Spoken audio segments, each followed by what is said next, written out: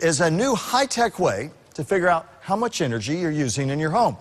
They're called smart meters, but some people say they don't want the digital device installed on their home. Contact 5 investigator Dan Krauth shows us some local leaders are reacting, pushing for more options for customers.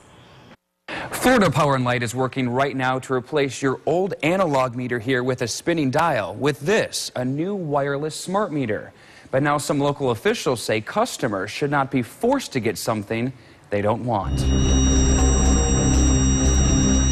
The wires were melted. It had caught on fire. It was all black smoke and black charred. That was very scary. First, it was fire concerns. This really has nothing to do with the installation of the meter itself. Then health concerns. We can't shut it off. So the Contact 5 investigators had a meter tested. In the case of the smart meter, it's a completely unfounded fear. Plus, for others, it comes down to privacy concerns with the wireless system. Smart meters are safe and secure, and we want our customers to be confident that they're getting a good product. Some of the customers aren't. And I will resist this as long as I can. Don't force us to have the meters, have an opt-out program. Now some elected officials say regardless if the concerns are valid or not, homeowners should have the option of keeping their old meters. Commissioners in Indian River and Brevard counties passed resolutions saying homeowners should have the right to choose. That even if they're uncomfortable with it, they shouldn't have to have it. They should have an ability to opt out. In the city of Sebastian, commissioners wrote a letter to Florida Power & Light. Citizens should not be forced to accept smart meters against their will. If there is a monopoly, you don't have a choice of where you can go get power unless you want to start riding a bicycle really fast in your living room. We discovered even the Inspector General of the Public Service Commission questioned whether there should be an opt-out provision. That was back in January. That's the state agency that regulates power companies, and this is the guy in charge. Our PSC commissioners are receiving customer concerns, and I want to assure you that we are listening.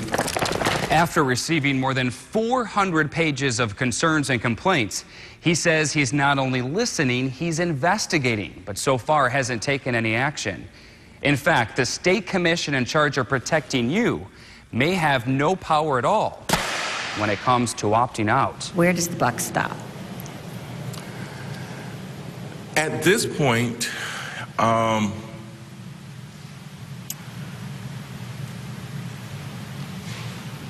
see how I can answer that fairly, right? At this point, to a large degree, it's in the hands of the utility.